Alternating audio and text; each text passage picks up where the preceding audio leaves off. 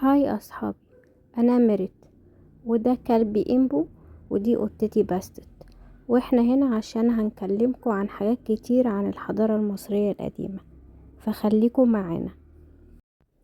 احنا النهاردة مثلا هنتكلم عن ضمانات البعث عند المصري القديم. يعني ايه ضمانات البعث؟ يعني الحاجات اللي لازم تكون موجودة عشان تضمن للمصري القديم الحياة الأبدية، وهم 7 حاجات. أول عنصر معانا اللي هو القاع، وده رمزها ذراعين ممدودين للسماء. القاع الناس بتسميها القرين، لكن هي معناها النفس البشرية. والقاع في عقيدة المصري القديم بتتخلق مع الإنسان، عشان كده هنشوف على جدران المعابد مناظر للإله خنوم، وهو بيشكل الإنسان والقاع بتاعته على عجلة الفخار اللي هو بيشتغل عليها.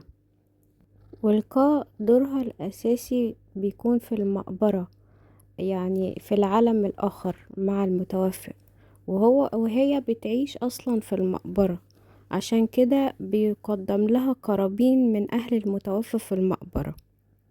القاع بيبقى لها تمثال خاص بيها جوه المقبرة، وبيبقى ليها باب وهمي علشان أهل المتوفى يحطوا قصاده القرابين، لأن المصري القديم كان بيعتقد ان القاع بتاكل وتشرب زي ما هي على الأرض بالظبط، لكن في عالم الأموات. والقاع هي اللي بتحضر المحكمة الأزورية، ولكن القاع دورها بينتهي جوه المقبرة عشان يبتدي دور العنصر اللي بعده. العنصر اللي بعد كده هو الباء، وده رمز الباء. الباء هي روح الإنسان، وهي اللي بتصعد للسما بعد موته، وهي اللي بترجع تحل في جسد الإنسان تاني عشان يبعث تاني. عشان كده الباب بتمثل على جدران المقابر بشكل طائر برأس المتوفي ذات نفسه. العنصر الثالث هو الآخ، وهو روح الإنسان النورانية، وبيمثل في شكل طائر برضو. الروح النورانية دي هي اللي بتتحد بالنجوم، وممكن تتحد بالآلهة. يعني دي آراء علماء، لكن مازال برضو الفرق بين البا والآخ غير واضح قوي. العنصر الرابع هو شوت، وشوت هو ظل الإنسان. المصري القديم كان بيعتقد ان الظل له مكانة مهمة في حياة الإنسان، وانه بيمثل شخصيته في الأحلام، يعني بيلعب دور مهم في الأحلام. العنصر الخامس هو رن، ورن هو اسم الإنسان. المصري القديم كان بيعتقد ان الاسم مهم جدا للبعث، وكان لازم الاسم يتكتب في كل حتة في المقبرة، يعني على الجدران، على التابوت، على الموميا نفسها، على تمثال القاع. ده علشان المصري القديم يضمن ان الروح هتتعرف على الجسد. عشان كده المصريين القدماء لما كانوا يحبوا يعاقبوا حد كانوا بيزيلوا اسمه من كل حتة في المقبرة، عشان يضمنوا ان الروح مش هتتعرف عليه، وانه مش هيبعث من تاني.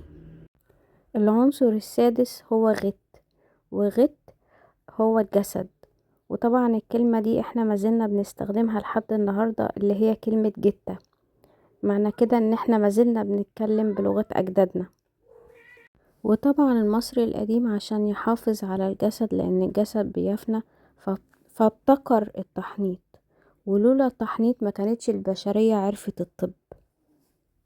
عشان الناس اللي بتقول احنا استفدنا ايه من الحضارة المصرية القديمة، وعشان المصري القديم يضمن ان الروح تتعرف على الموميا، عمل لها ماسك بنفس شكل المتوفي.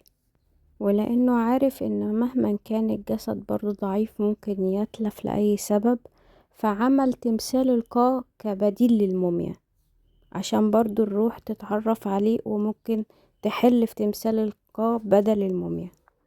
العنصر السابع والأخير هو إيب، وإيب هو القلب، قلب الإنسان.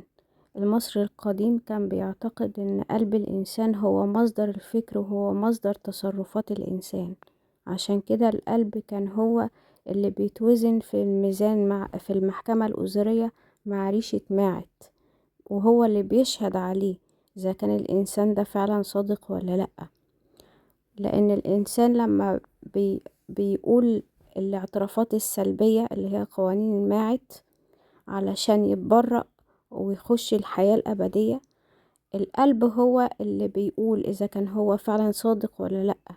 لأنه إذا كان أخف من ريشة ماعت إذا الإنسان صادق، لكن إذا كان القلب أتقل من ريشة ماعت يبقى الإنسان ده كاذب، وبيبقى واقف كائن العمعم عشان ياكل قلبه.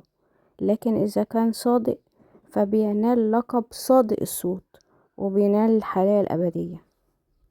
وبكده يا أصحابي أكون أنا وإمبو وباستت عرفناكم إيه هي الضمانات السبعة علشان المصري القديم يقدر يضمن البعث والخلود.